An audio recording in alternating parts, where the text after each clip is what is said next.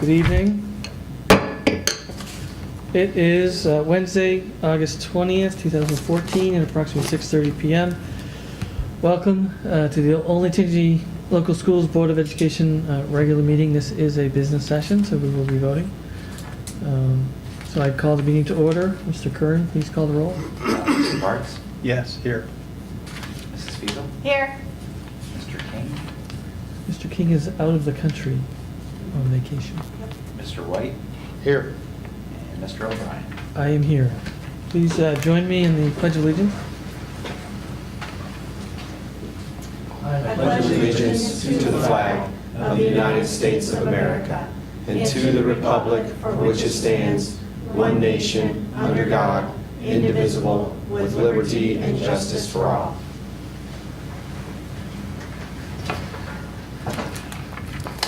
Okay, I would accept a motion to approve the agenda as written. We don't have amendments or addendums tonight.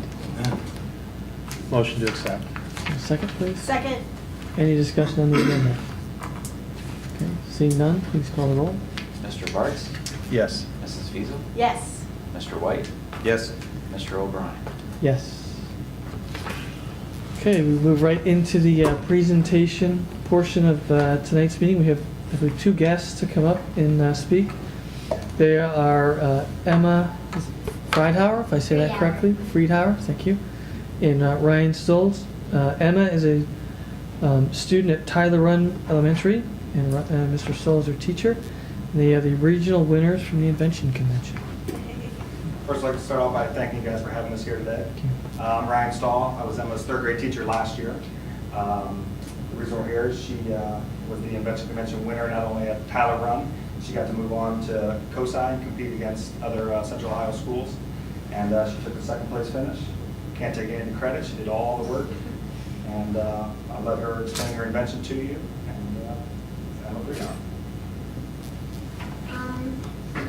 So this is my invention, the snow cone / ice cream holder.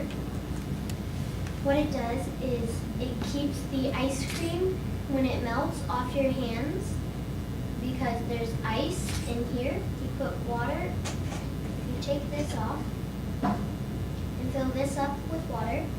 Then you put it in your freezer and it freezes with a funnel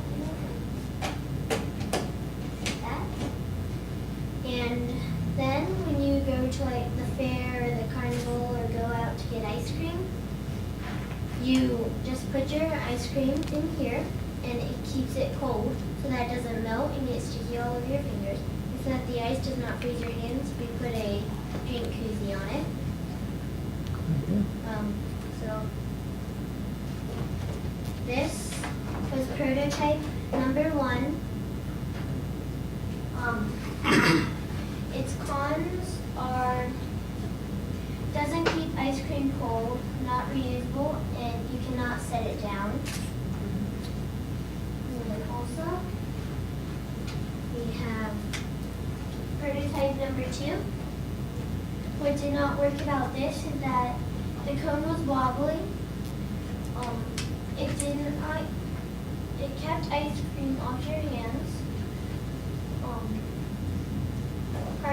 It was hard to poke the cone into the ice because ice was all in here. And if you tried to poke it in really hard, you would just break the cone and then your ice cream through it. And also, the ice melts and it makes your cone all soggy and muddy. And also, this is not reusable.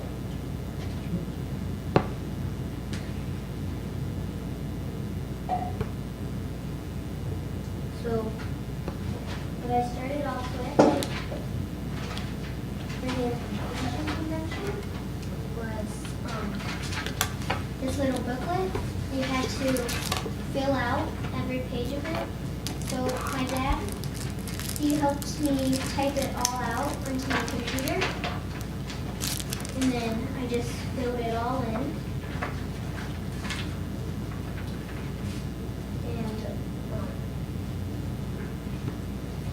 Pictures right here. That is my cousin Aiden. We took him out to ice cream at Greeters and Powell. And it's supposed to show how messy and how messy your hands and how messy your clothes can get when your ice cream melts and gets all over you. Then again, he also is a very nice eater. And here is my invention with my ice cream in it. We just didn't freeze it because we didn't really use it. And that's really all. How many scoops of ice cream did you get to eat before you perfected it? Mom, we're going to have 10 more gallons of that chocolate. Only one because it. That's all right. It's summer and we've had a lot of candy on our trips. So does anybody have any questions? How did you come up with the one that you finally came up with? How'd you get that idea? Well, my dad, he has a lot of spare parts in his garage because he helps me make a lot of stuff. Like for Halloween, my costume was made out of a trash can. I was a purple minion. You saw that. And so he just has a ton of spare parts. And we found this in his spare part, this bundle in his spare parts, and this little doohickey thing in there too. And then what this really is it's a Parmesan cheese holder. Oh. And this is the cap, we just cut the top out. And the first one that I had, the first idea, we didn't really build it because it didn't really make sense to build because we thought about it and it didn't make sense. What I thought it would be is two wooden stands with a top, and then you would be able to set your ice cream in that. Then we thought about it as if you were trying to use it at a table, that doesn't work because it would go above your head most likely. So, yeah. Anybody else have any questions? Any other questions? No. Do you want to continue doing the invention convention? Do you still have ideas in your head? Good. I am very excited to start. I really don't know if it's like a state or national, but I'm Good. really excited. Good. Very good. Thank you.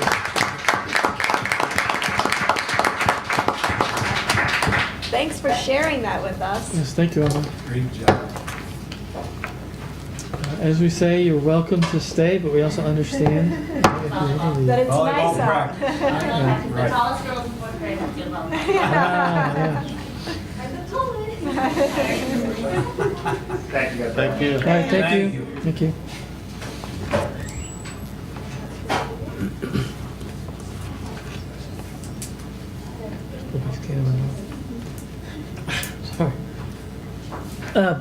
Sorry. Board president's reports. Board president's report. I guess just two quick things. One is just some key dates. Well, actually, three quick things. Convocation. I just wanted to comment on convocation. I had the opportunity to attend convocation a week ago Tuesday, right, the 12th, which the energy of the room was fantastic in both high school and elementary. Clearly, elementary takes it to another level. I know Julie, Roger, Dave, we all had an opportunity to attend. So it was an exciting way to start the year and certainly an exciting way to get us off to a good start. And I would encourage all the board members to try to get to one before they're done with their service. Second, a couple key dates. Our next board meeting is Thursday, September 11th at 6:30. That is a work session. And then September 25th is the business session. Last item is House Bill 597. I thought it'd be important to at least bring some awareness to this group. There's a bill underway to, again, provide another set of revisions to the academic standards for the state of Ohio that certainly for freshmen, which Mr. Curran and myself both have, would, if successful, would subject them to 3 separate sets of standards before they graduate high school, which I think at this stage of the process where we are with Common Core, the amount of time and effort that we as a district and the teaching staff, professional staff invested.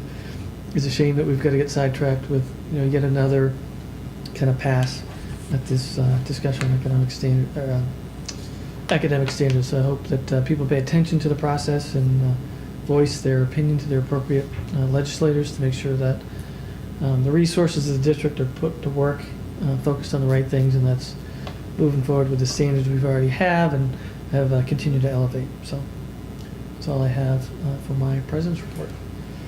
Turn it over to you, Dr. Lucas, for the superintendent's report. Thank you.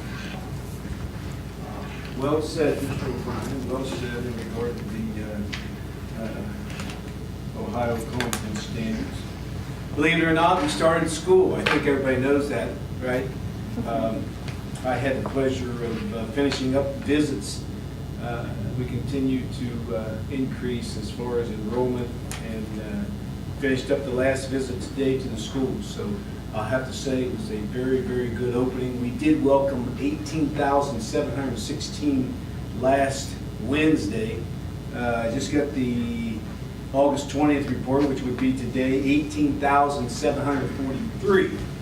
So we fluctuate a little bit. I would say by Christmas or so, we would be somewhere in the neighborhood of about 18.8, which puts us about right on track for the enrollment trends that we've been looking at over the past few years. So what did we finish at? About 18.1 last year? Is that right? Yes, Okay. yes. So we're right around the 700 mark, little under 700. And again, as we go through the enrollment projections, which I believe those individuals will be here in November, it amazes me how close they get. Because if you recall, right before school started, I think we were right around 19,050. And we knew it always, we know it always drops back, as they say, as we get butts in seats when the school day starts. And now we're right on target. So it was a very good opening day. I have some thank yous that I'd have to put out. First and foremost to the teachers and the principals that in those buildings, because I got to the end of the day last Wednesday, and I believe Mr. Marsh, he always texts me when everyone's home. I believe it was 5:15, everyone was home. No phone calls, we were all out, into the buildings, and it was just like the middle of the year. I mean, we had it going now. I've told people, and I didn't receive any phone calls, but I guarantee a lot of people receive phone calls. And I think that's just a real reflection on the fact we have the number of individuals who take care of things. Most of you have been in the buildings, custodial, maintenance, field tech, had all buildings just shining. The facilities were mowed, looked fantastic. Food service, I had to start running past the food service departments in the building because they kept throwing food at me. They did a great job. Technology had a lot of challenges throughout the summer, had us up and going. Transportation, though, that's the one. And I don't think you can really appreciate the job transportation did this year unless you've been here on some of those years where it's like, this isn't good. And I won't go into all those stories. I think I'll save that for when I get to be about 90 or so. But this year's transportation job, and I know Jody's back there, and I want to recognize her. They just did a fantastic job. In fact, we have roughly 147 routes or 145 routes, something like that. And again, when you're getting that many kids to school and back home, and doing it the way that we have done it, I received several positive emails. That's a thing that I think we take for granted, because if you recall, last year we had a district that had to kind of delay school. This year we had a district that was, couldn't get their bus inspections through, and ours did a great job. So Jody, thank you for that. And last but not least, obviously we thank the parents, because they are the most flexible people around, because when you're getting roughly 19,000 students into a school the very first day, you have to have some flexibility. So we also thank the parents and the students. So a very good opening day, perfect weather, perfect day. Unfortunately, we got to summer weather now, but that's the way that goes. A few agenda items I just want to highlight for this evening. We have the one-year contract extension with OPSI Local 322, that's transportation. I believe that vote was something like 45-4 or something like that. So we will bring everybody up to date in regard to the 2% salary adjustments for administrators and non-union classified employees. So basically the goal was to, we did the teachers, then the custodial, CMF, and maintenance, and of course tonight we have on the agenda transportation and, as they say, all the others to bring them up to date. I already mentioned the fact we had bus routes and stops to be approved this evening, 145 routes. And again, we thank Jody and her staff for the job that they have done so far, and I know will continue to do. We also have technology purchases for integration support. I believe we sent a memo out on that to bring you up to date in regard to the specifics. And we have the OYAA contract, and it's a one-year contract. And again, I want to recognize Mr. Gordon and Elaine Eddy and OYAA. I know we've been going back and forth in regard to discussion with this OYAA contract for a while, and it's good to get that in place, get something on paper and signed, and it is a one-year facility use. We have many upcoming events. In fact, some of those have already started. As you see, many of our employees are out and about. We have high school curriculum night tonight. That's where some of our individuals are. We have middle school the 27th. We have elementary 3 through 5 the 28th. And we have elementary K through 2 tomorrow night. Now, we're calling it curriculum night, but we've been kind of kicking this around. And it's more of a parent open house night, because when you get that many people in one building in one night, they all want to go into their child's classroom. You've been there, we've all been there. It's kind of, you just don't have enough time to say, okay, let's talk curriculum. So it's more of a parent open house that we're going to change the name of that curriculum night. It is curriculum night as we have known it. And we're going to look at other things to do in regard to really sitting down and talking about curriculum. So those times, by the way, are posted on building websites. Other upcoming events, I think I talked about this last meeting. One community conference, September 6th, 8:30. That's through the diversity committee. That will be at Orange High School. We have Health Heroes vaccination clinics for students and staff on September 8th through the 9th. And again, those times are posted on building websites. We have PPT, Parent Programs Team Forum, September 9th at 7 o'clock. Liberty High School, first one of the year is Understanding Social and Emotional Development of our students. These are always very informative, and I would encourage not only the individuals here, but the ones listening, take advantage of these PPT forums, because they're very, very beneficial from a parental standpoint. I mentioned this last meeting, Delaware County Drug Task Force is September 15th, 6 o'clock, Moeller Hall up in the Columbus State, Delaware campus. That is a collaborative effort between the schools and the law enforcement agencies and the social agencies in regard to this whole opiate task force that I believe, I know I attended this in the spring at Worthington Kilbourne. That's through the Attorney General's office. So we're getting a lot of support at the state level for that, very much needed, and we're going to get that on the road. The other thing, as you recall, we've talked about this for probably over a year at this level also. So it's good to get that up and going. We also have Instructional Technology Night, 6 p.m. at Olentangy High School. September 17th, middle school 11th, and elementary school on the 18th.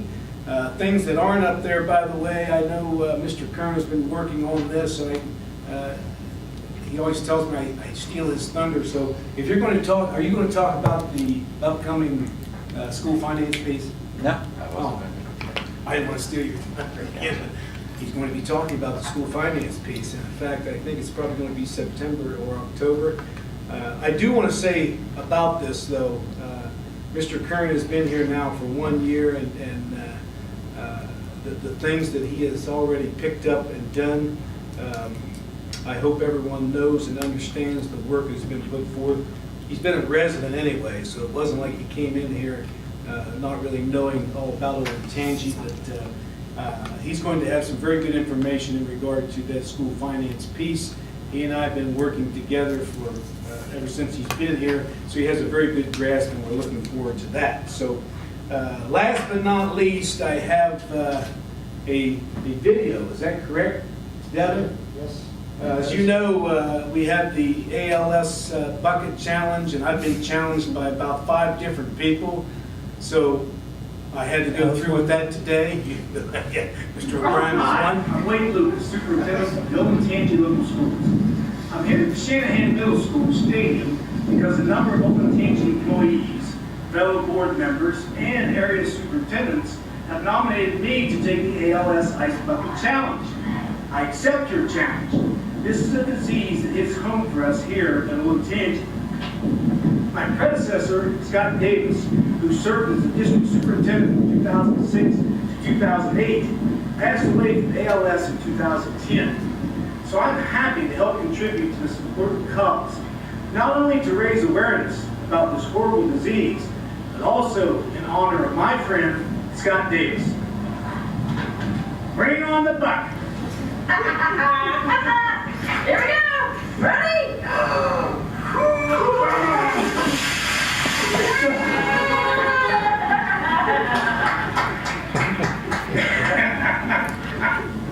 Now, in the next 24 hours, I challenge our 5 board members and our district treasurer.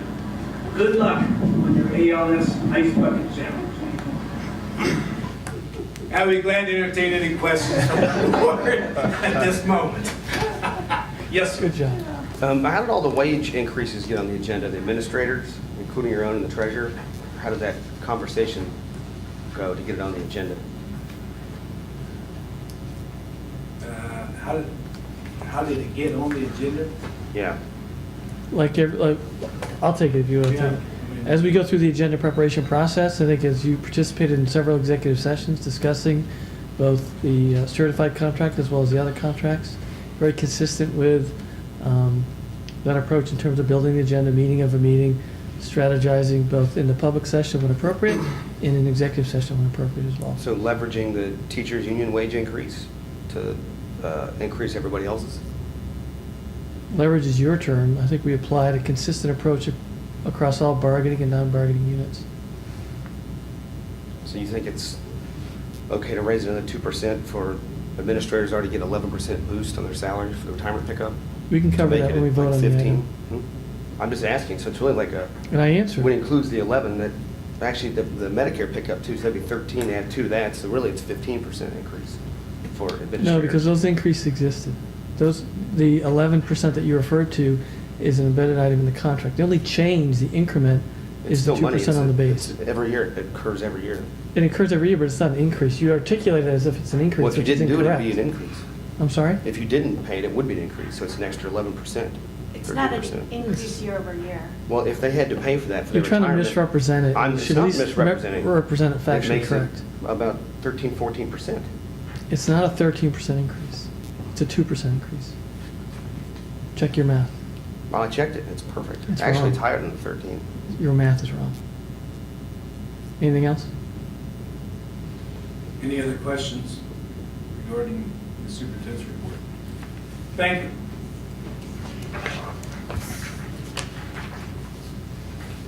Mr. Curran, treasurer's report? Oh, thank you for the kind words, Dr. Lucas, and thank you for the ALS Ice Bucket Challenge. I knew you'd appreciate I that. thought I was going to get out of that one. Okay. Well, tonight's agenda is nothing out of the ordinary for the treasurer action items. We do have approving the board minutes from 2 meetings in June and 1 meeting in July. We do have the financials for June and July of 2014. I want to point out just real quickly, if you look at Exhibit C2, page 3, it is the general fund budget versus actual comparison for June 2014 for the year ended. As you can see, we finished pretty much on target as compared with our May forecast, and a little over in revenues and under in expenditures. So course, update that as we move ahead forward. Dr. Lucas mentioned financial forecast. I mentioned this last meeting, but our Finance and Audit Committee will meet September 24th to go over the 5-year forecast and assumptions. And we Is also, that- too, are planning. So the Audit Finance Committee, that you said September 24th, is that Yeah. 7 PM? Yeah, 7 Here? PM in this exact room. So Good. that is an open meeting, so if anyone wants to attend, they can. And I believe it's up already on the district website announcing that. So, other than that, we have the normal appropriations at the fund level approval tonight and a few 3 donations. Some supplies from Wyandotte PTO to the Wyandotte Elementary, an installation of drainage tile at Olentangy softball field from the boosters, and Orange Athletic Boosters help funding 1 full and 1 half girls field hockey coach. To the point of our finances, the date in which to be on the ballot for any school issues has come and passed. And as we promised our voters when we were on the ballot the last time, we would make the last issue last 3 years. This has come 3-year point. Then when I was president that year after it passed, it would have been in 11, November of 11, we came out and promised that we would make it last 4 years. And so to that point, our finances are showing that it will last 4 years. And Mr. O'Brien, did you want to comment on anything further? No, thank you for bringing that up. Yeah, I meant to mention that in my president's report, that the fact pattern, I think, is very, very solid in that we went on the ballot, promised 3, we get into it, took good, appropriate action, both with negotiated contracts and with benefit structures to get it to 4, and now with a little bit of help from the state, we're looking to get it to potentially 5. With a little bit more help, who knows what we can do, but certainly a lot of efforts underway with the advocacy committee as well as our legislative partners on preparing for and positioning ourselves well for the budget process as we enter this year to make sure that we continue to get or get and increase our fair share of some state funding that can get us a ballot issue even further down the road. So I think that's a great accomplishment to get through 4 years, and or 3 for sure, looking at 4 and then pushing for 5. So, thank you for bringing that up. That's all I have. Public participation?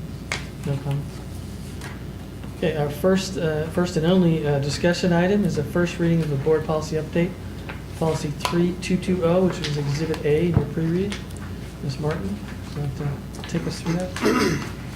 I sent on Friday this policy with the draft language and the slight changes that are on page 5 and 6. Those changes reflect House Bill 362. So this is for your consideration to read over and consider this for first reading. And this will go to the Teachers Association as well for approval? They will consider an MOU to adjust their contract language that will also match this language as well.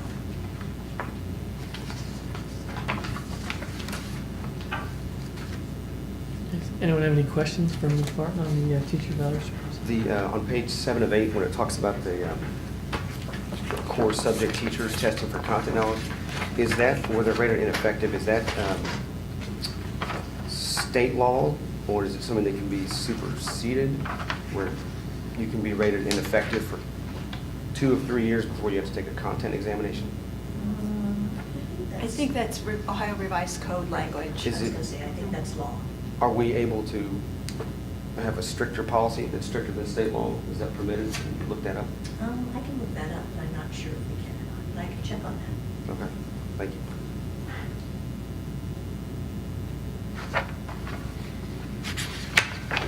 Okay, anything else? Okay, thank you. So that was in essence the first reading. We'll come back at the September 11th meeting for second reading and a vote, up or down, to accept or not accept changes to the policy. Public participation? No more? Okay. So I will present board actions items A through D, which are the approval of the collective bargaining agreement with the OAPSE Local 322, as well as the 2% salary increases for non-union classified, administration, and superintendent and treasurer. Have a motion, please? So moved. Second? Seconded. Any discussion? Okay, seeing none, please call roll.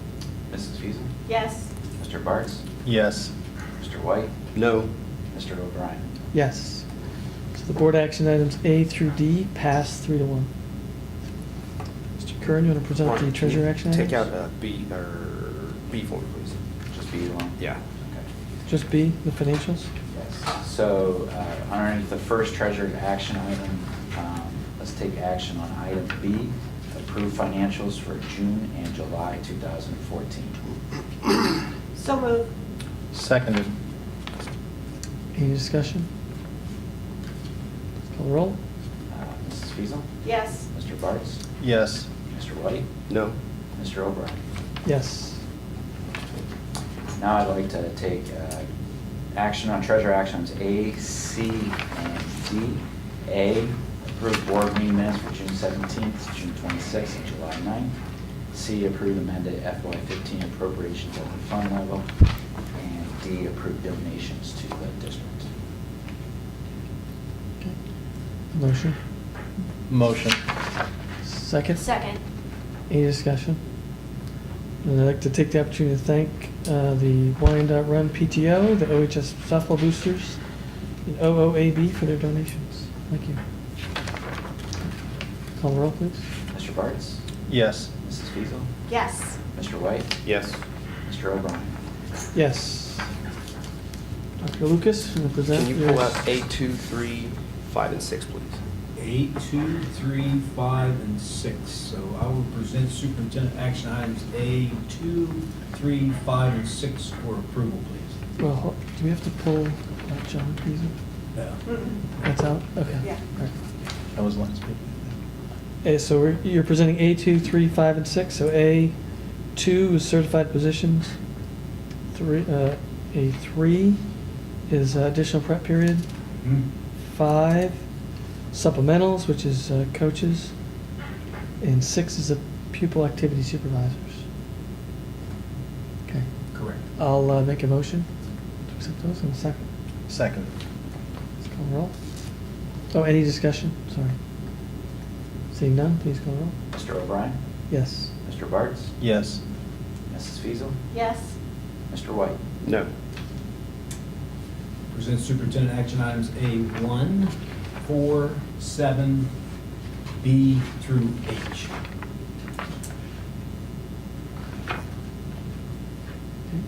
I'll make a motion to approve those items. Second. Any discussion?